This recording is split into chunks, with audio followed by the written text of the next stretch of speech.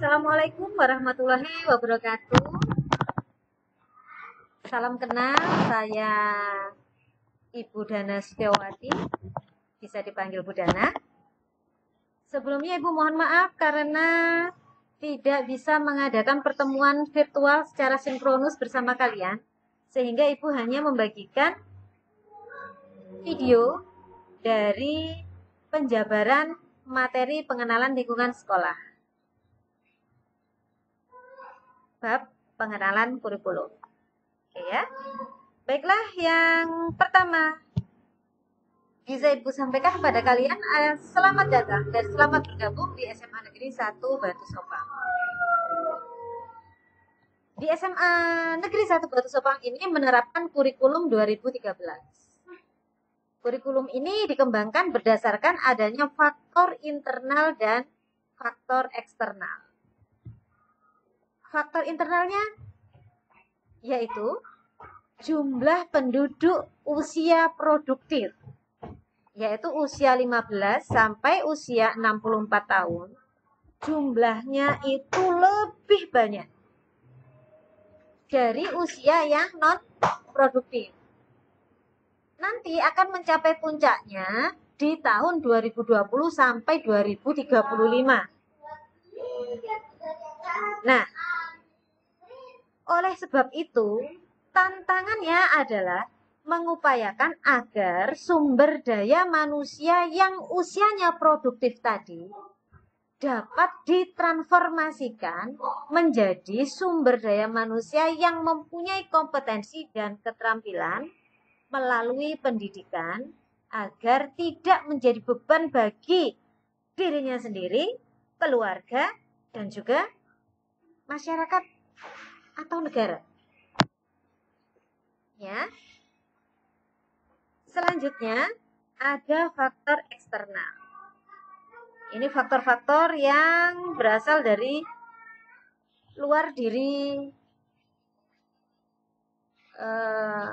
mereka-mereka yang usianya produktif. Yang pertama adalah arus globalisasi. Arus globalisasi, misalkan ada banyak orang-orang asing yang dari Singapura, Malaysia, Vietnam, Thailand, Cina masuk ke Indonesia, semuanya mempunyai keterampilan, semuanya mempunyai kompetensi. Mereka siap untuk bersaing. Sedangkan di Indonesia yang usia produktifnya melimpah, malah banyak yang malas-malasan. Nah, selain itu, adanya kemajuan teknologi dan informasi. Kita harus bisa memanfaatkan kemajuan teknologi dan informasi untuk menambah ilmu pengetahuan kita, menambah kompetensi kita. Jadi tidak semata-mata untuk game. Ya.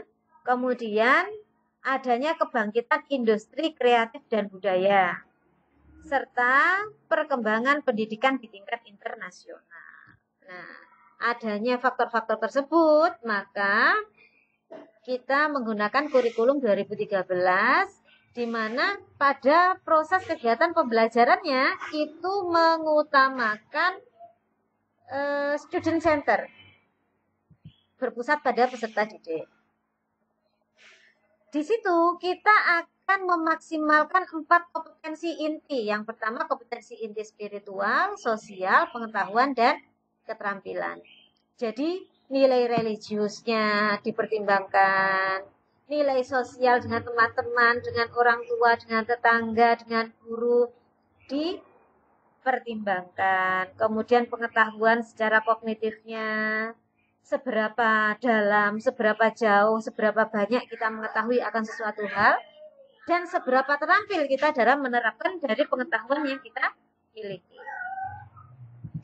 Selanjutnya, mata pelajaran yang akan kalian pelajari selama kalian ada di sekolah menengah atas. Ada kelompok A dan B wajib. Ibu jelaskan yang di kelas 10. Ini adalah mata pelajaran wajib. Sehingga baik IPA maupun IPS akan mempelajari mata pelajaran ini. ada pendidikan agama 3 jam, ada pendidikan Pancasila dan kewarganegaraan 2 jam, ada bahasa Indonesia 4 jam, matematika 4 jam, sejarah Indonesia 2 jam, bahasa Inggris 2 jam, seni budaya 2 jam, PJOK 3 jam, prakarya dan kewirausahaan ada 24 jam. Jadi mata pelajaran wajib ini jumlah keseluruhannya ada 24. Ya. Kemudian ada mata pelajaran peminatan. Di sini berbeda antara IPA dan IPS maupun yang bahasa dan budaya. Ada 3 peminatan di sini. Kalau di sekolah kita, di SMA Negeri 1 Batu Sopang, itu peminatannya IPA dan IPS. Yang IPA pasti akan belajar matematika, biologi, fisika, dan kimia. Yang peminatan pasti akan belajar geografi, sejarah, sosiologi, dan ekonomi. Tapi nanti kalian juga disilahkan untuk membuat pemilihan. Yang kelas IPA misalkan akan mempunyai mata pelajaran lintas minat ilmu-ilmu sosial. Yang di IPS juga akan mempelajari mata pelajaran lintas minat IPA. Gitu ya. Sedangkan jumlah keseluruhannya ini akan ada sekitar 42 jam ya untuk kelas 10. Oke, kelas 10 ada 42 jam pelajaran, di kelas 11, kelas 12 ada 44 jam pelajaran.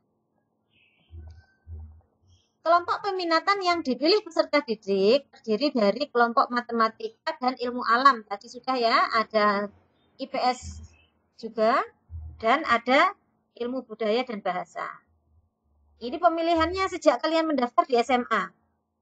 Di kelas 10, seorang peserta didik sudah harus memilih kelompok peminatan mana yang akan dimasuki, seperti kalian pada saat mendaftar kemarin itu. Jadi pemilihan kelompok peminatan ini berdasarkan nilai raport, nilai ujian akhir, atau rekomendasi guru BK ketika kalian di sekolah jenjang yang sebelumnya. Bisa jadi karena adanya tes bakat dan minat oleh psikolog. Ini bisa juga disampaikan kepada guru pada saat kalian mendaftar di daftar ulang ya, daftar ulang di sekolah di awal. Selanjutnya pada semester kedua di kelas 10, seorang peserta didik masih mungkin mengubah kelompok peminatannya berdasarkan hasil pembelajaran di semester pertama. Atau juga bisa juga berdasarkan rekomendasi guru bimbingan dan konseling. Tadi sudah Ibu sampaikan ya, jadi beban belajar kita per minggu di kelas 10 ada 42 jam. Penyampaiannya, karena kita sekarang dalam kondisi pandemi COVID-19, kita menerapkan kondisi kurikulum kondisi khusus. Penyampaiannya bisa melalui sinkronus, asinkronus, dan blended. Sinkronus ini pembelajarannya secara langsung, bisa melalui Google Meet, Zoom, telepon. Kemudian yang asinkronus ini bisa menggunakan Google Classroom, Facebook, Instagram, WA.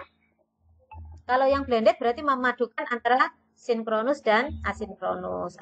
Kadang menggunakan Google Meet, kadang menggunakan GCR gitu ya. Aplikasi yang digunakan dalam kegiatan belajar tadi sudah disinggung di awal, menggunakan Google Classroom, Zoom, Google Meeting, YouTube, Instagram, Facebook, WhatsApp, TikTok juga bisa. Selanjutnya adalah tata tertib pemanfaatan aplikasi pembelajaran. Ingat, pada saat kita mengirim pesan, bahasa dan stiker yang disampaikan atau dituliskan itu harus sopan. Pengirim pesannya usahakan di jam kerja, jam aktif. Kemudian tulis nama lengkap kalian. Karena tidak semua guru menyimpan nama kalian. Kalau disimpan, setiap tahun guru berarti mempunyai kontak sebanyak 300-an peserta didik. Nanti tahun berikutnya ada 300 lagi. Ada 300 lagi. Belum kelas 10, 11, 12. Wah, akan sangat banyak sekali kontak di HP guru kalau disimpan semua ya.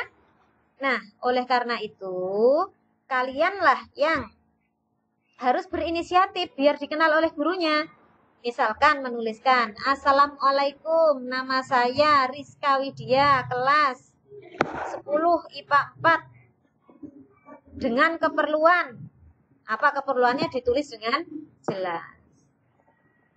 Manfaatkan komunikasi di grup. Baca baik-baik apa pengumuman atau himbauan yang diposting guru di grup.